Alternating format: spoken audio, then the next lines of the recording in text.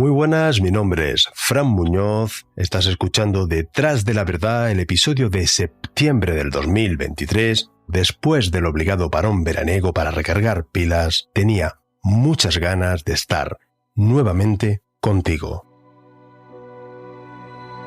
Como siempre, quiero dar las gracias a nuestros productores por su apoyo y por dar viabilidad a este proyecto. Muchísimas gracias.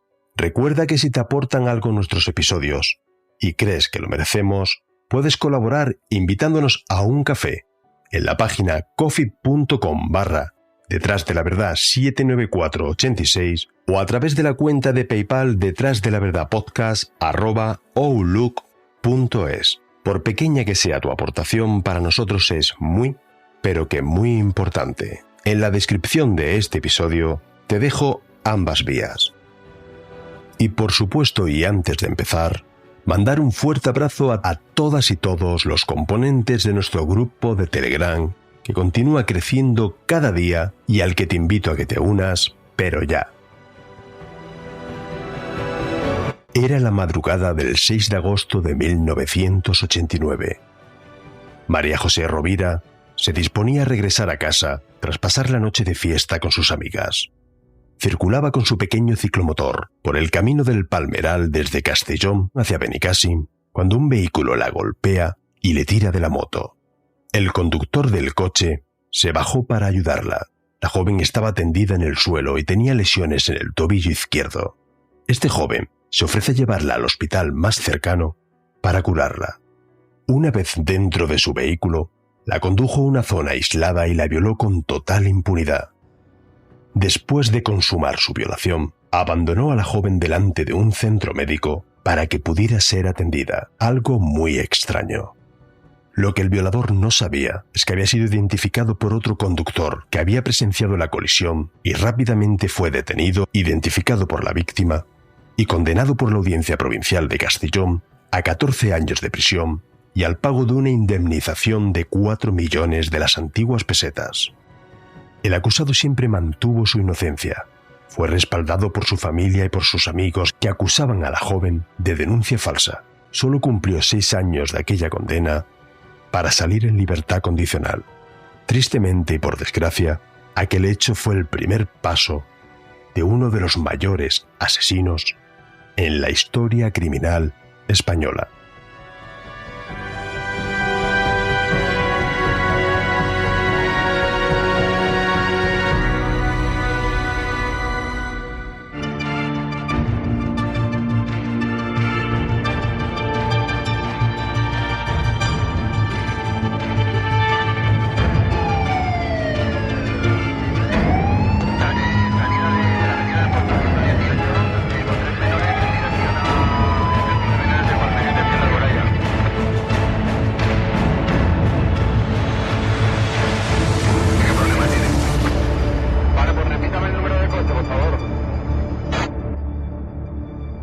Detrás de la verdad. Un recorrido por la historia negra de nuestro país.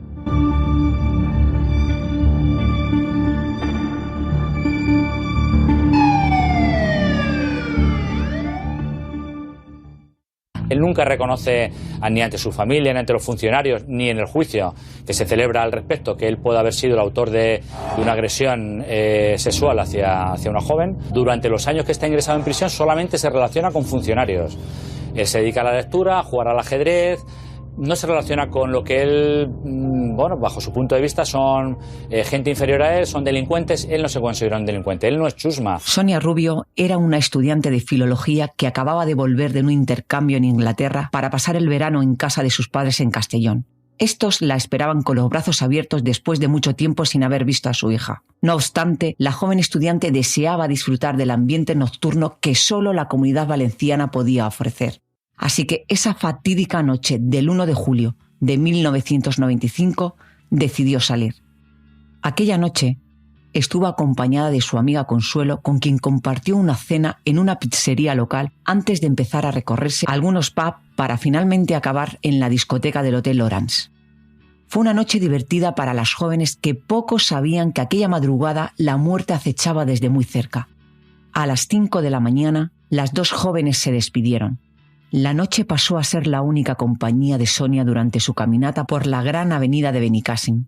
Al menos lo fue así hasta que un sujeto muy atractivo, al que la joven conocía de vista, se acercó a ella en su coche ofreciéndola llevarla. Nunca llegó a casa de sus padres. Estos desesperados formularon denuncia por su desaparición. Tenía unos fuertes vínculos familiares, por lo que se descartó la desaparición voluntaria. Desde el pasado 2 de julio no se ha vuelto a saber nada de Sonia Rubio, una joven de 25 años de Benicàssim, que desapareció cuando se dirigía a su departamento. Sus familiares, sus amigos y sus vecinos tratan como sea de localizar. No regresa a casa y da la casualidad de que la familia vive en la misma finca que un fiscal del que son muy amigos. El fiscal les invita a que denuncien la desaparición, aunque no han transcurrido ni 24 horas, y me toca a mí que estoy de guardia. Era una persona estructurada familiarmente, no tenía ningún problema familiar. Acababa de venir del extranjero, con lo cual tampoco era previsible un viaje. No sé, era difícil de admitir su desaparición en circunstancias normales. Una noche normal, una noche tranquila, como tantas otras veces que habíamos quedado todas las amigas para salir. Y al acabar de cenar pues fuimos a tomar unas copas pues por varios pubs de aquí de Benicàssim. Fuimos a discoteca Jardines, entramos más que nada por ver si había alguien que nos pudiese acercar a casa. Y como no había nadie, había la gente que había no podía llevarnos a casa, pues nos fuimos andando. Y nada, ya fue salir de la discoteca y al llegar a la gran avenida, y me fui en dirección a Castellón y en dirección a Benicàssim. Y nada, y la verdad es que lo extraño es que había gente que, aunque es una hora de la tarde, pero vamos, cualquiera que conoce Benicàssim y que vive en la gran avenida sabe que hay jaleo a esas horas de la noche por allí. Y no había, te digo, nada extraño. Las batidas y movilizaciones de la familia, amigos y ciudadanos era constante para intentar hallar a Sonia. Se trataba de una desaparición que conmocionó mucho en la zona. Una chica joven que desaparecía en una zona de fiesta y de la que nada se sabía. Como es normal, hizo que muchos padres y jóvenes tuvieran miedo. Se hizo cargo de la investigación de la desaparición la Guardia Civil. El despliegue y reparto de cartelería buscando a Sonia, en España, aeropuertos y en el extranjero por parte de amigos y familiares, fue impresionante y algo pionero, pero los meses iban pasando y nada se sabía del paradero de Sonia. Primera vez, policialmente, se hizo un despliegue de carteles e informativo a nivel europeo e incluso americano tremendo. Utilizamos Interpol, se hicieron miles y miles de carteles en color y todas las personas, el grupo de amigos que viajaba mucho, por todos los aeropuertos iban dejando el cartel de la desaparición de Sonia. Más de 4 meses después de la desaparición de Sonia Rubio, el 20 de noviembre de 1995, tras las primeras lluvias caídas en otoño, la Guardia Civil recibe una llamada de un cazador que había encontrado un cuerpo momificado escondido entre los arbustos cerca de la carretera entre Benicàssim y Oropesa del Mar. Los más tristes presagios se cumplen. El cuerpo encontrado era el cadáver de Sonia Rubio. Apareció semivestida, con la cabeza tapada con un cubo, las manos atadas y la boca cubierta con cinta americana y una prenda íntima enrollada al cuello que le produjo la muerte por estrangulación mecánica, como posteriormente ratificó la autopsia. La Guardia Civil bautizó la investigación por el asesinato de Sonia Rubio como la Operación Bola de Cristal. Aquella cinta con la que maniató y selló la boca de Sonia fue vital a posteriori para el esclarecimiento de aquel crimen. Se trataba de una cinta americana especial. Tenía un ancho de 18 milímetros cuando lo habitual en España era de 19 milímetros. Aquella cinta era única y no se comercializaba en España. Le habían introducido la ropa interior en la boca. Cuando aparecen cadáveres y además aparece ropa interior, son mujeres habitualmente, ropa interior ya sea cerca, ya sea en la boca, ya sea en una mano, eso implica que la sexualidad es un elemento nuclear del agresor. Es decir, ese agresor no solamente es violento, muy agresivo, muy impulsivo, sino que tiene una anómala fijación con la sexualidad. Es una especie de yo la mato y además la poseo. Vimos fue el cuerpo de una víctima femenina con aparentes signos de violencia.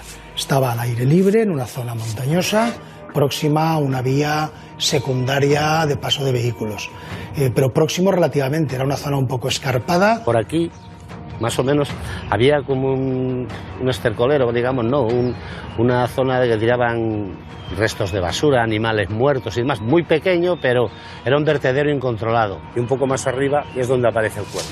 Y eso fue lo que despistó a los perros nuestros cuando estuvimos, porque esta zona la rastreamos buscándola. Pero el basurero, al ver animales muertos, los olores y demás, despistó y por eso no encontramos el cuerpo. Lo primero fue la identificación y el proceso. Nosotros iniciamos luego la investigación, que nos costó, considero que un par de días, y nos aportó muchísima información. Sonia Rubio tiene la cabeza tapada con un cubo y algunas ramas y cosas puestas por encima para ocultar el cadáver. No hubo, como en otros casos se aprecian, indicios de haber sido sometida, torturada, vejada. Había lazos en torno al cuello y una prenda de vestir enrollada en el cuello, que fue lo que provocó la muerte, así como otros elementos dirigidos a la inmovilización de la víctima. La causa fundamental, que es lo determinante, fue lo que llamamos una asfixia mecánica por presión de lazos sobre el cuello, es decir, lo que vulgarmente se habla de estrangulamiento con lazo. Solo unos meses después de la aparición del cadáver de Sonia Rubio, a finales de enero de 1996, aparecen en la zona de Bonaral, en el cauce de un río seco en Villarreal, los cuerpos de dos mujeres. Natalia Arquelós, de 24 años, desaparecida desde mayo de 1995, y Mercedes Vélez, de 29 años, que llevaba desaparecida desde agosto de 1995. Y el titular de sucesos se vuelve a teñir de luto. 2 cadáveres de mujer con evidentes signos de descomposición han sido hallados en la provincia de Castellón. La comandancia de la Guardia Civil de la zona dirige la investigación cuando aún sigue abierto el caso de Sonia Rubio. Unos días más tarde, y en una zona próxima, a principios de febrero de 1996, aparece el cuerpo de Francisca Salas León, de 24 años, desaparecida en junio de 1995. Las 3 mujeres eran prostitutas, adictas a la heroína, que ejercían la prostitución en la zona de Villarreal, Boraviu, entre Almansora y Villarreal, para poder pagar su adicción. De la investigación de aquellos 3 asesinatos se hizo cargo el Cuerpo Nacional de Policía. Las jóvenes aparecen maniatadas y asfixiadas con su ropa interior. Pero no se relacionan estos crímenes con la investigación del asesinato y violación de Sonia Rubio llevada por la Guardia Civil, ya que las mujeres no se parecían físicamente entre sí y la investigación se centró en el entorno de la prostitución. Ahí sí que hay elementos ya coincidentes en cuanto a la forma de actuar del presunto agresor. Se utilizaron ropas íntimas de las víctimas para amordazarlas, para maniatarlas y para estrangularlas. Había unos indicios de violencia muy similares. Mueren todas por estrangulación mecánica. Todas aparecen desnudas y, bueno, posteriormente tapadas también con objetos personales de ellas. No son objeto de robo ninguna de las víctimas, aparecen con los efectos personales que llevaban, anillos, cadenas. 1 año y medio después de la muerte de Sonia, la Policía Nacional, que investigaba la muerte de las 3 prostitutas, detiene el 20 de enero de 1997 como autor de las muertes a Claudio Alba, un camionero humilde natural de Jaén, cliente habitual de las prostitutas asesinadas. La Policía Nacional, que asumió aquella investigación y que de alguna forma presumía de más eficaz que la investigación que se llevaba en Castellón, pues estas rivalidades tontas que a veces surgen en las fuerzas de seguridad del Estado, encontró al asesino inmediatamente. Trajeron a un policía estrella, dijeron, y pues en el espacio de un mes el gobernador civil daba la rueda de prensa. Agradecer su asistencia a esta rueda de prensa, que tiene por objeto darles cuenta del descubrimiento de lo que puede ser uno de los episodios más importantes de lo que hoy se conoce o se llaman asesinatos en serie en nuestro país. Siempre se declaró inocente y se mostró sorprendido por su detención, ya que él mismo consideraba a las prostitutas fallecidas como sus amigas. El mismo día que el camionero ingresaba en la cárcel, el fiscal Jesús Alaña reconocía que no había pruebas concluyentes para incriminarlo. Me encuentro con una persona sumisa, tranquila y además sorprendida, porque no entendía qué hacía allí. Él me contó que durante el último año la Policía Nacional le había llamado en varias ocasiones para tomarle declaración, para colaborar, y él había acudido voluntariamente siempre para prestar colaboración. Yo fue sometido durante 2 años a todo tipo de exámenes y de pruebas psiquiátricas, desde un electroencefalograma hasta todo tipo de evaluaciones para indagar sobre su vida sexual más íntima. Él en todo momento mantuvo su inocencia. En ningún momento confesó, ni la policía consiguió que confesara, y esa era una circunstancia un poco extraña. A Claudio le mostraron 3 fotografías de las 3 chicas y le dijeron: tú has asesinado a estas 3 chicas. Él dijo que no, y la respuesta de la autoridad policial que estaba con él fue: nos da igual lo que digas, has sido tú y te lo vas a comer. Me dijo: me da igual que digas que es verdad como es mentira, pero tú eres y tú eres. Simplemente se le acusó porque no había otra persona que presentar en sociedad como culpable o como presunto culpable. Era la persona que les resultaba más fácil presentar en sociedad, y decidieron que quizá él podía cumplir el perfil, o quizá él podría no discutir y asumir esa imputación sin defenderse demasiado.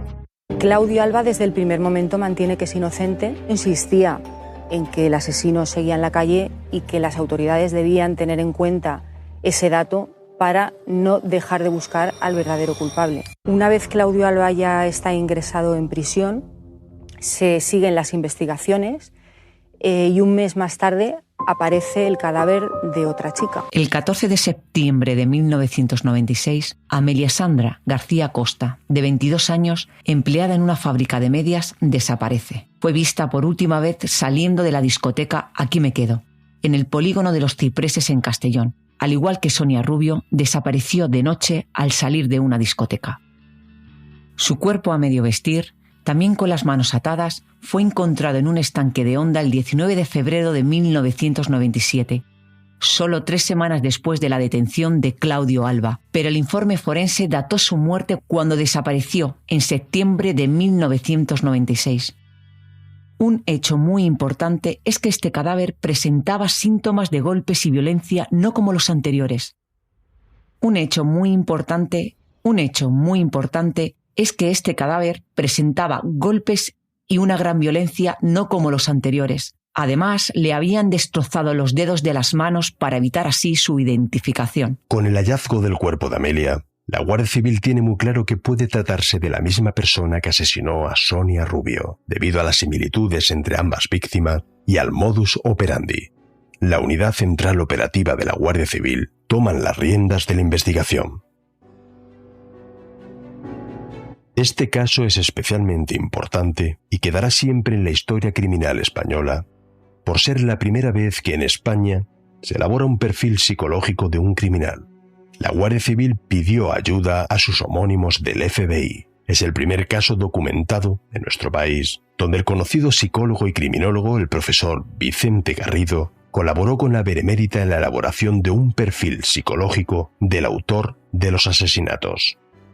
El perfil elaborado por Garrido era claro: un hombre blanco de entre 30 y 35 años que podía vivir solo o con algún familiar, sin pareja, sin hijos, que actuaba solo y que tenía dificultades para relacionarse con las mujeres. Un criminólogo forense que elabora un perfil es alguien que tiene que leer las huellas de comportamiento de una serie de escenas, integrarlas conjuntamente con toda la información que se ha recabado por parte de la policía, indicios físicos, declaraciones de testigos, otro tipo de pruebas, y a partir de ahí desarrollar una visión de qué tipo de sujeto, qué personalidad, qué estilo de vida. La lectura de estos indicios de comportamiento nos ayuda a entender el para qué del crimen. ¿Qué es lo que busca? Porque todo asesino busca algo. Busca saciar una necesidad, plasmar una fantasía, sus demonios, que muchas veces él no llega a comprenderlos, pero que sí que le exige actuar de una manera determinada. A pesar de que existían 2 grupos de víctimas distintas, el común denominador, y esto fue muy importante, era mujeres que para él merecían morir por su conducta descarada, si se quiere llamar así, o excitante. A él le producían excitación y al mismo tiempo rechazo. Esto, unido al hecho de que se producían los crímenes durante el fin de semana, me llevó a pensar que se trataba de una persona que mantenía una fachada externa absolutamente normal, que era una persona que tenía unos hábitos de trabajo, que era una persona que estaba integrada. Esto me llevó a una pregunta muy interesante. ¿Qué sujeto es capaz de mostrar una violencia tan controlada, pero al mismo tiempo tan insaciable y extrema, y no tener ningún tipo de violencia anterior? Esto me llevó a plantear la necesidad de que esta persona probablemente tenía antecedentes por delitos violentos. El asesino era un psicópata, era una bomba de relojería, era una clara amenaza y había que actuar ya. También ha pasado la historia aquellos crímenes de Castellón por ser la primera vez que los investigadores utilizan la teoría del círculo de Canter. La teoría del círculo fue desarrollada por el profesor David Victor Canter. Se basa en la suposición de que los criminales van a cometer el crimen en aquellas zonas que conocen y no exactamente en las que viven. Si se ubican en un mapa todos los delitos que se le puedan atribuir a un mismo delincuente, se identifican las dos zonas más alejadas entre sí y se traza un círculo que cubra todos los delitos utilizando esa distancia como diámetro. Con casi toda probabilidad el criminal vivirá dentro de ese círculo, posiblemente muy cerca del punto central. El estudio de la distribución geográfica de aquellos crímenes, casi con total probabilidad, el asesino vivía en Castellón y se desplazó a zonas pantanosas junto a las poblaciones de Onda y Benicàssim para cometer los asesinatos y ocultar sus cadáveres. Estamos hablando de un asesino organizado, dada la evidente premeditación y planificación de aquellos delitos. El análisis de las 5 víctimas determinó que todas ellas tenían entre 20 y 25 años, chicas muy jóvenes. En el caso de las 3 prostitutas, y debido a su profesión, el asesino no tuvo problema para captarlas e introducirlas en su vehículo. En el caso de las otras 2 chicas, de Sonia y Amelia, se trataba de jóvenes extrovertidas, a las que le gustaba mucho salir de fiesta, de modo que el asesino podía aprovechar una situación de acercamiento en un ambiente distendido como forma de captación sin levantar sospechas. De esta forma se concluyó que las 5 víctimas eran fácilmente abordables por el asesino. En relación al modus operandi, el método de aproximación empleado por el asesino era la sorpresa. Tras abandonar los lugares de pública concurrencia, las golpeaba, las ataba y las amordazaba con sus propias prendas de vestir, muriendo todas ellas por estrangulación, sin que se apreciase un mayor ensañamiento. Los cadáveres de las 4 primeras víctimas aparecieron desnudos, en zonas cubiertas de agua, pantanosas y despobladas. La firma del autor era el hecho de que algunas de las víctimas aparecían con la cabeza oculta. ¿Por qué les tapaba la cabeza?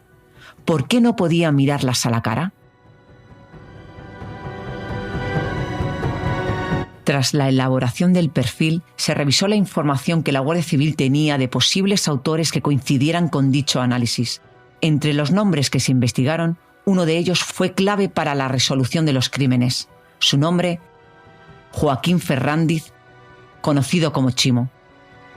Ferrandiz era aquel joven de 26 años del que te hablamos al principio de este episodio, el mismo que en aquella madrugada del 6 de agosto de 1989 provocó el accidente a María José Rovira, el mismo que con la excusa de llevarla al hospital la violó salvajemente y la dejó en la puerta del centro médico para que fuera atendida. Surrealista. Aquel joven que fue condenado a 14 años, de los que solo cumplió 6, y a los pocos meses de salir de prisión comenzaron las muertes de mujeres en Castellón. Él nunca reconoce ni ante su familia, ni ante los funcionarios, ni en el juicio que se celebra al respecto, que él pueda haber sido el autor de una agresión sexual hacia una joven. Durante los años que está ingresado en prisión solamente se relaciona con funcionarios. Él se dedica a la lectura, a jugar al ajedrez. No se relaciona con lo que él, bajo su punto de vista, son gente inferior a él, son delincuentes. Él no se considera un delincuente, él no es chusma. En febrero de 1998, Ferrandiz intentó repetir un nuevo ataque en una discoteca a las afueras de Castellón a otra automovilista, pero cometió un error decisivo. La víctima se defendió y, gracias a la intervención de un valiente vecino, Alfonso Gómez, pudo evitar un fatal desenlace. Este vecino anotó la placa de matrícula del vehículo de Ferrandiz y la chica facilitó a la Guardia Civil una descripción completa de su atacante.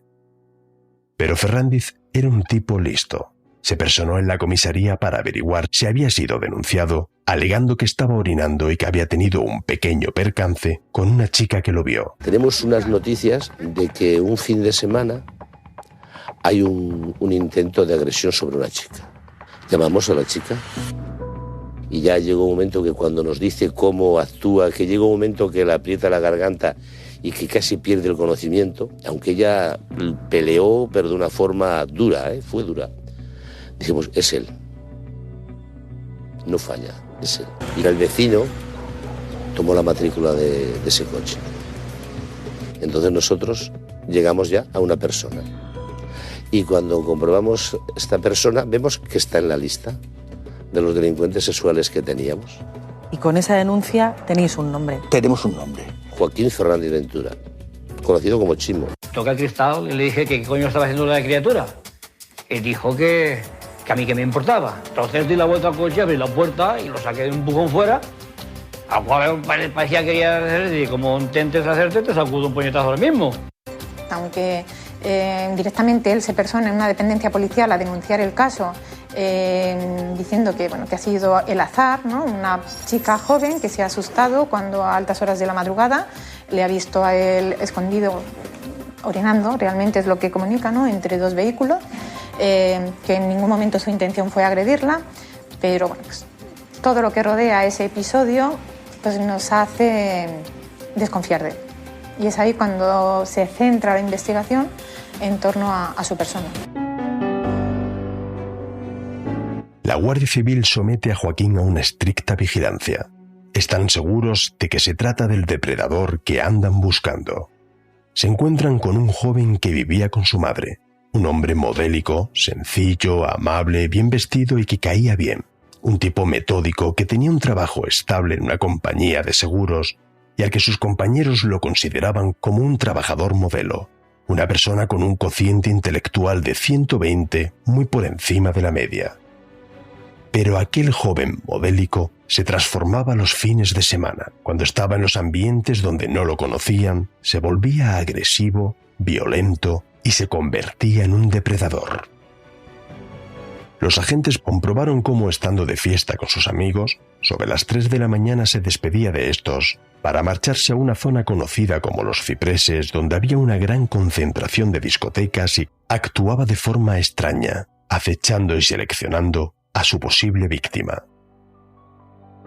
Se cree que Ferrandiz no conocía personalmente a ninguna de ellas, pero que las observaba durante un largo periodo antes de abordarlas.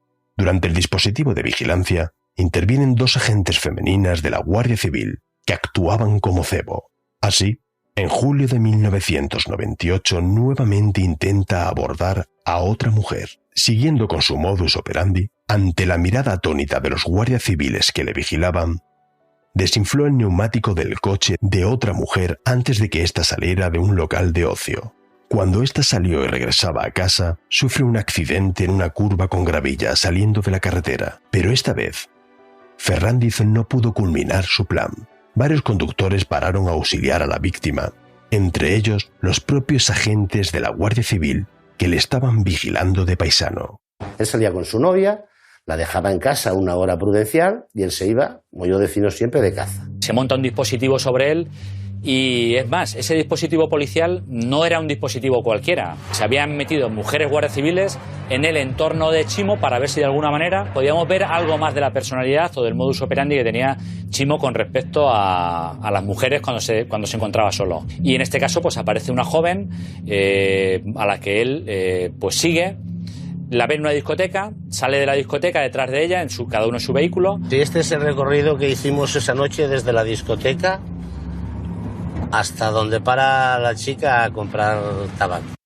Y entonces otro de los coches de seguimiento por el canal interno nos dice, le ha quitado el aire a las ruedas.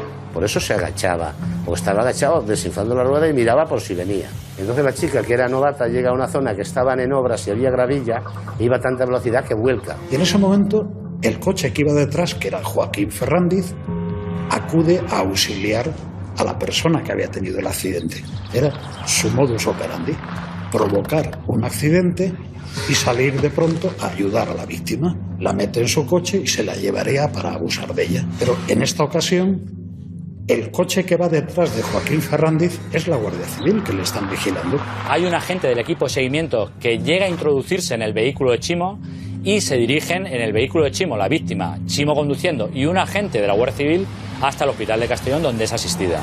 Y entonces también ellos se bajan a auxiliar a esa víctima e impiden que la víctima se suba sola en el coche de Joaquín Ferrandiz. Y ellos también acuden al hospital. Lógicamente, Joaquín Ferrandiz no puede consumar su violación y se va. Pero claro, la Guardia Civil ha visto con sus propios ojos cómo intentaba cazar otra víctima. En aquel momento nos ponemos en máxima alerta, por supuesto. Sale apresuradamente de la discoteca, se introduce en su vehículo y comienza a hacer un seguimiento a otro vehículo. Todavía no sabemos a quién está siguiendo hasta que sale una carretera principal en la que efectivamente vemos que está siguiendo a un vehículo con una mujer dentro. Joaquín detiene el vehículo detrás del vehículo al que va persiguiendo. De ese vehículo al que persigue sale una mujer joven que entra en un local de ocio.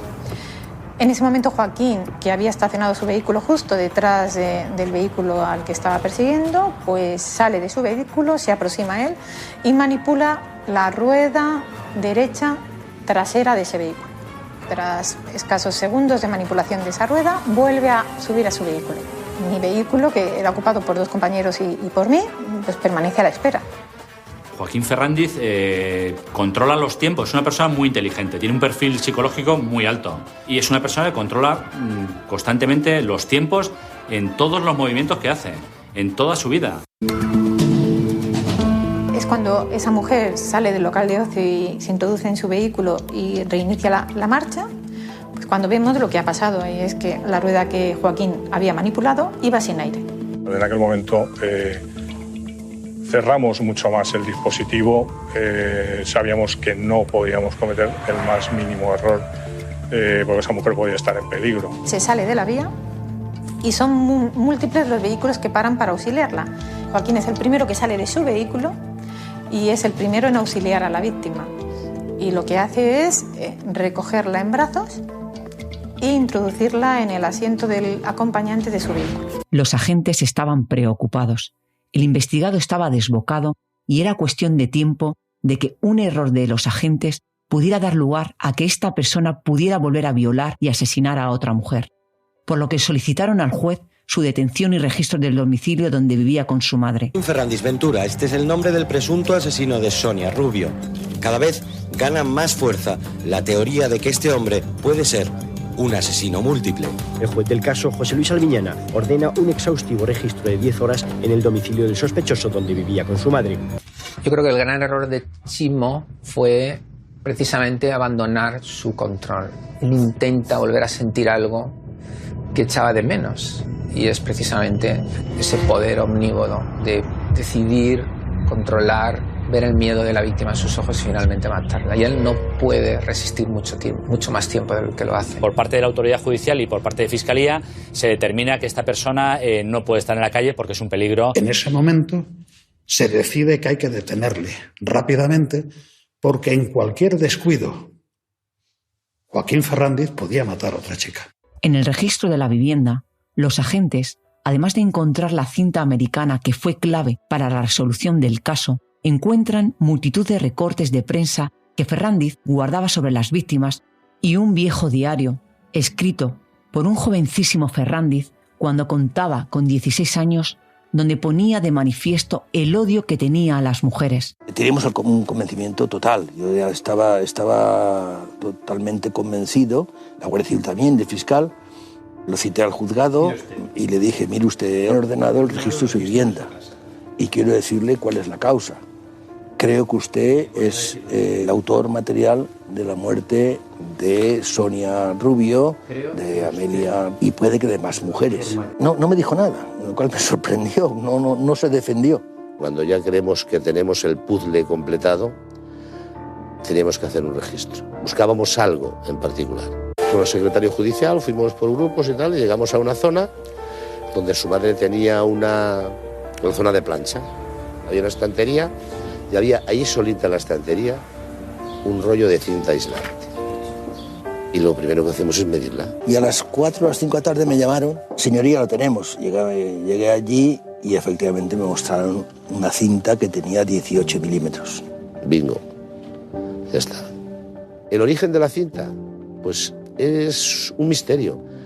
Su padre era marino mercante. Pues en cualquier viaje de cualquier país de África, además iba mucho a África y demás, pues a lo mejor ahí se utilizan esas medidas o las cortan para que sean más pequeñas o lo que sea. Y entonces, claro, eso él no lo sabía. Él se creía que era un rollo de cinta aislante normal y corriente. Ferrandiz poseía un buen autocontrol. Fue capaz de hacer amigos y tener una rica vida social.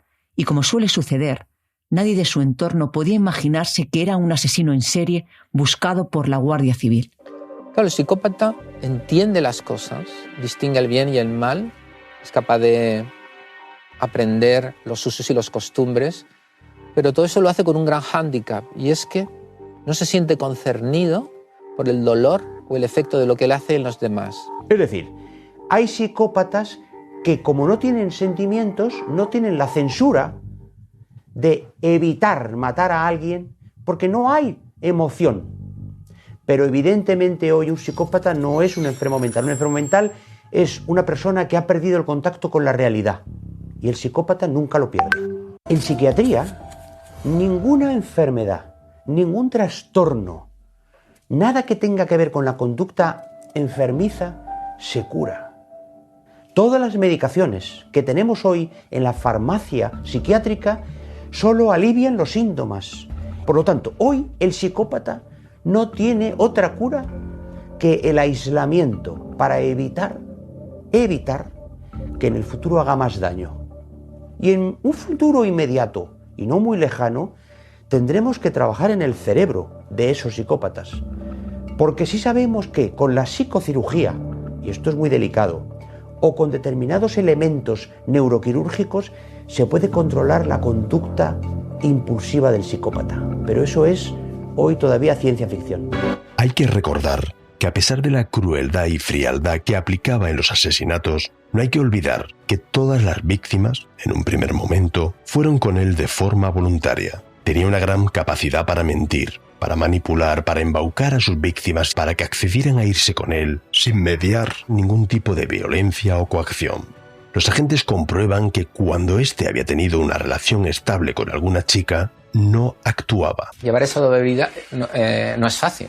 No doble personalidad, doble vida. No es nada fácil. ¿Por qué? Porque tienes que ser capaz de disociar, de separar los actos de violencia extrema de lo que es una vida donde tú aparentemente eres una buena persona. Eso solo lo puedes hacer si tus emociones morales, la empatía, la compasión, la responsabilidad, la lealtad, el sentido de justicia, el compañerismo, etcétera, están neutralizadas. Y el psicópata se caracteriza justamente porque está alienado de lo que podríamos denominar la comunidad moral. Él entiende la norma ética, pero no le afecta. Y a partir de ahí vemos que en los periodos en los que ha tenido una relación estable, sentimental, con jóvenes de su entorno, no ha habido ninguna víctima, ninguna desaparecida, no se han cometido ningún homicidio en Castellón, en el entorno en el que él se mueve. En el momento que él ha tenido alguna ruptura sentimental, que no ha tenido pareja estable, pues se ve que ahí, empieza a frecuentar otra vez la prostitución y sí que hay víctimas, como es en el caso de las 4 o 5 víctimas. Los psiquiatras especialistas confirmaron que se encontraban ante un psicópata, alguien que es incapaz de ponerse en el lugar de los demás. Los psicópatas no tienen empatía, no sienten nada por las personas que le rodean, no tienen remordimientos. La mentira para ellos es su modo de vida. Y solo un mínimo porcentaje de psicópatas traspasan la frontera y se convierten en asesinos. En las tomas de declaración ante la Guardia Civil, acabó reconociéndose como autor confeso de la muerte de Sonia Rubio, pero decía no recordar nada de las otras 4 mujeres. De momento lo niega todo, pero era un señor muy inteligente, era un chico inteligente. Entonces él me comentó, sí, está claro que yo maté a Sonia Rubio porque las pruebas en ese caso le incriminaban, pero es que yo no me reconozco, ¿verdad? También dicen que he podido matar a otras, pero no recuerdo nada. Y yo le ofrezco una especie de estrategia. Le digo, mira, si es verdad que tú tienes amnesia, te explico que hay un sistema para intentando recordar si de verdad él había sido autor de los otros crímenes. Entonces le planteé diferentes ejercicios memorísticos. Cuando yo volví a verle, él me decía, mira, he recordado tal crimen, y he recordado este otro crimen, ¿verdad? Entonces él recordó, entre comillas, los otros crímenes. Joaquín Fernández no se derrumbó nunca. Él siempre mantuvo su compostura. Y él contaba hasta donde quería contar. No es que sea una persona que se derrumbe y te lo cuenta todo, no. Él iba por fascículos. Era su principal torpeza, sentirse el artista o sentirse el eje de la situación, sin darse cuenta de que se condenaba con aquel reconocimiento explícito de cómo los había dejado, cómo había llegado a ese lugar y dando todos los detalles que nosotros incluso desconocíamos. Nos va llevando a los lugares donde se han cometido estos hechos, los hechos investigados, todos los hechos investigados, relata el modus operandi de cómo han podido suceder, lo va explicando, va describiendo el porqué de cada víctima, el por qué ha hecho determinadas cosas, y sí que es cierto que evoluciona de tal manera que incluso llega a destruir las huellas dactilares de la última de sus víctimas para que no se le identifique. ¿Para qué le machacas los dedos si sabes que igual la vamos a identificar? Dice, yo eso no lo he hecho. Digo, hombre, entonces, ¿quién se lo ha hecho? Entonces me dice, bueno, yo la llevé arrastrando. A lo mejor fue con el arrastre, se pudieron los dedos dañar. Digo, no, porque los dedos están así. Y estos estaban machacados uno por uno. Vamos, él evitaba siempre la crueldad. Eso nunca lo va a reconocer.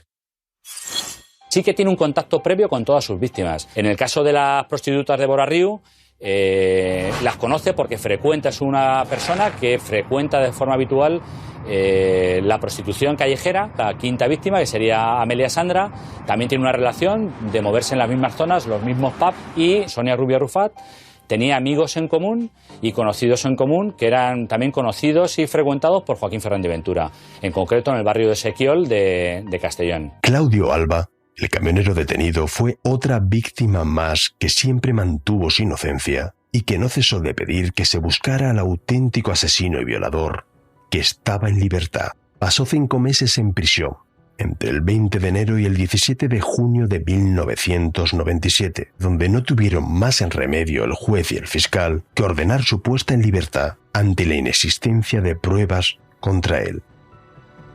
El infierno que vivió este hombre en prisión, el linchamiento social que tuvo que padecer, alargó el sufrimiento de Claudio, hasta que en octubre de 1998, que la Guardia Civil no logró la confesión del verdadero depredador de Castellón, no quedó definitivamente en libertad sin cargos. Fue indemnizado por el Estado, pero tristemente murió solamente unos meses después de salir de prisión por una grave enfermedad. Claudio Alba disfruta hoy de su primer día de libertad sin cargos.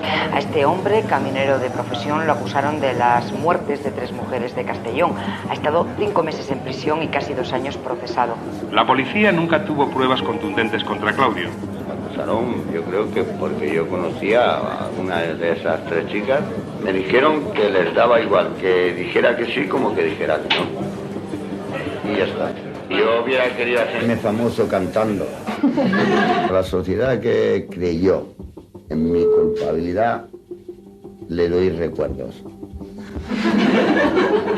Y a los que no creyeron, pues un abrazo. Claudio Alba perdió su puesto de trabajo, perdió su vivienda, perdió materialmente todo lo que tenía, porque es imposible poder mantener una vida normal y laboral teniendo que acudir cada 2 días al juzgado para firmar, además de tener que verse sometido a informes psiquiátricos, informes psicológicos. El perjuicio fue evidentemente impagable. Por fin el verdadero culpable, el depredador de Castellón, se encontraba en prisión. Incluso su propia madre, que siempre lo defendió, dudaba de él, como así pudieron escuchar los propios guardias civiles en una intervención telefónica de su madre hablando con una amiga. En una intervención telefónica que se le hizo, hablando con otra mujer, decía que había visto a su hijo cuando llegaba por la madrugada con la ropa manchada de sangre. Y él le dijo que era una pelea que había tenido con unos chicos. Pero efectivamente no era la pelea, era después del asesinato. Se llegó a empatizar con él, en cierto modo, desde un punto de vista positivo. Incluso de comer juntos, si teníamos que comer en un despacho, no llevarle a los calabozos para comer. de ver que, bueno, pues que joder, nos había engañado en cierto modo, habíamos tardado mucho tiempo en dar con él, que era una persona muy inteligente. Eso fue fundamental para el esclarecimiento de estos 5 homicidios, de estos 5 asesinatos. Contactamos con la primera víctima de Joaquín Fernández Ventura, una mujer, María José, que fue violada, que 10 años después no había superado el episodio. Conseguimos que colaborase con nosotros y la información que proporcionó fue fundamental. El 24 de noviembre de 1999, más de 4 años después de la muerte de Sonia Rubio, comienza el juicio contra Ferrandiz. Me apareció de entre 2 coches un individuo que intentó taparme la boca. Yo empecé a gritar. Un momentito, ¿el individuo ese era el acusado? Sí. Esta fue la única declaración que el acusado hizo durante el juicio, manifestando estar de acuerdo solamente con su defensa. Estoy de acuerdo con la afirmación de hechos de la defensa y no voy a contestar a más preguntas. SAD es una herramienta especializada dentro del resto de recursos que tiene Policía Judicial dentro de la Guardia Civil. En los años 90 en España, las investigaciones policiales por el tema de desaparecidos, el tema de homicidios e investigaciones graves no se utilizaba ni se llevaba a efecto ningún tipo de profiling ni perfilado criminal. Hasta entonces, no es que no se tuviera en cuenta, pero sí que es cierto que no había una unidad especializada como puede ser el SAC, que bueno, pues como unidad de apoyo es fundamental hoy en día y no se entienden las investigaciones sin su participación. Los cuerpos policiales en general y la Guardia Civil en particular toma conciencia de la importancia de formar a sus agentes tanto en la obtención y el análisis de evidencias físicas como en otras evidencias más comportamentales, psicológicas y que aportan nuevas hipótesis de trabajo a la hora de investigar un crimen. Va a haber algún hilo del que se puede tirar simplemente cambiando de perspectiva, cambiando el enfoque en el que se aborda la información que se tiene de ese crimen. A veces es información del contexto, a veces es información del entorno de la víctima, del entorno del lugar de la escena del crimen o de la escena de la desaparición. La cuestión es que muchas veces hay que verlo desde otra perspectiva. El reto que tenemos en la SAD es averiguar cómo es una persona, incluso cuando no se siente observada, incluso cuando nadie la ve. Cuando nada material, ningún testigo, ninguna prueba física te orienta sobre la investigación, una pregunta muy importante que hay que hacerse es: ¿cuál es la fantasía de la persona que está cometiendo los crímenes? Yo creo que el trabajo que realizamos en la sección es un trabajo de muchísima calidad a nivel policial y de muchísima calidez a nivel humano, porque al fin y al cabo nosotros lo que tratamos de gestionar son comportamientos de las personas. Los fiscales solicitaron 163 años y la recomendación de que Ferrandiz no volviera a salir en libertad condicional, así como una indemnización de 200 millones de las antiguas pesetas para compensar a los familiares de las 5 víctimas.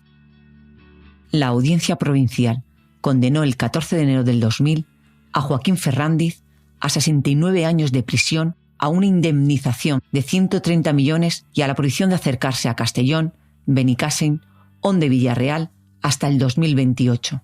Con el Código Penal actual cumpliría prisión permanente revisable. En Castellón se condenaba a Joaquín Ferrandiz, el hombre que violó, torturó y asesinó a 5 mujeres, a 69 años de prisión, de los que pasará un máximo de 25 en la cárcel aplicando el nuevo Código Penal. Ferrandiz cumplió condena en la prisión de Herrera de la Mancha, en el término municipal de Manzanares, en Ciudad Real. Allí coincidió con asesinos tan crueles y mediáticos como Bretón y Carcaño. En 2022, efectuó sus primeras salidas a la calle, en concreto 3, tras pedir los permisos correspondientes. Estos permisos los pasó tutelado en la residencia de los Padres Trinitarios, en un piso en Valdepeñas del sacerdote de Herrera de la Mancha, que colaboraba con una asociación que favorecía la reinserción de presos.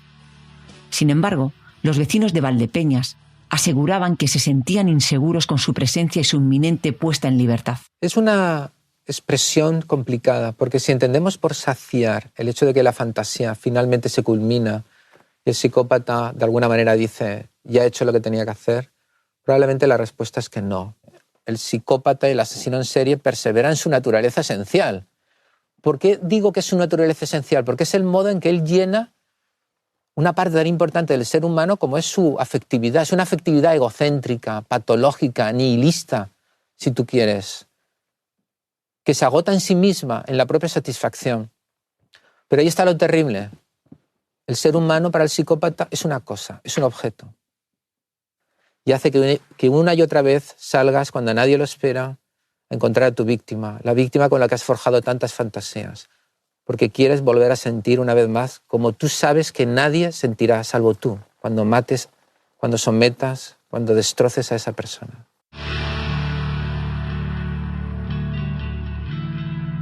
El pasado 22 de julio del 2023, Joaquín Ferrandiz Ventura salió en libertad de la prisión de Herrera de la Mancha, al cumplir el máximo de 25 años en prisión que permite nuestra ley. Aseguró que no volvería a Castellón por respeto a las familias de sus víctimas y que se trasladaría a vivir al extranjero para no molestar a nadie. Y hace que nos volvamos a repetir la misma pregunta una y otra vez. ¿Hasta qué punto hay que creer en la reinserción?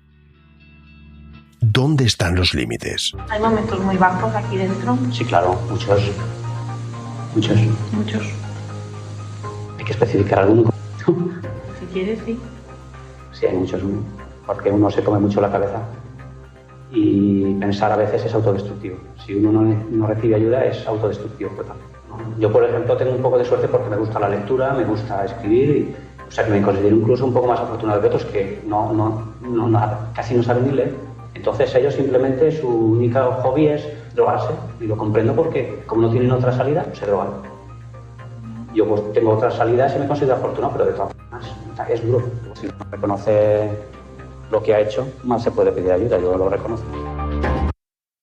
El desenmascararlo se tardó unos años y costó la vida a 5 personas.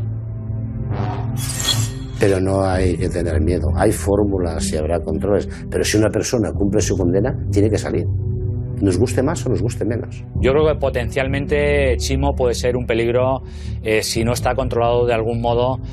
No sé cómo, no sé si somos capaces de controlar a una persona las 24 horas del día. La experiencia que tengo es que vuelven a salir de prisión y vuelven a reincidir con la misma contundencia y gravedad que lo han hecho años antes. Si yo tuviera que apostaría no mucho dinero, pero apostaría algo a que él, desde luego, en España él no reincidiría.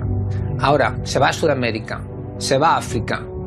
Bueno, eso es otra historia, porque ahí nadie le conoce. Lo que nunca olvidaré de las veces que yo he hablado con él, que han sido unas cuantas, la normalidad.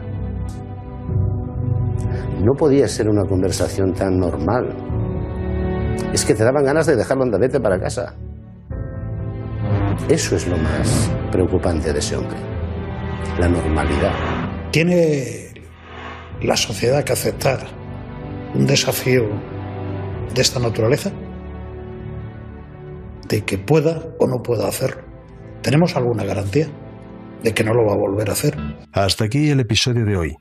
Tristemente te hemos contado otro asesino más que vuelve a compartir su vida con nosotros, rezando y confiando que no vuelva a ser protagonista de más titulares. ¿Qué opinas? ¿Crees que no volverá a reincidir? Ha sido un placer nuevamente estar contigo, recordar a unas víctimas y a unos familiares que nunca deben ser olvidados. Como siempre te emplazo al primer lunes del próximo mes. Recibe un fuerte abrazo de Carmen y mío. No te olvides de intentar ser feliz.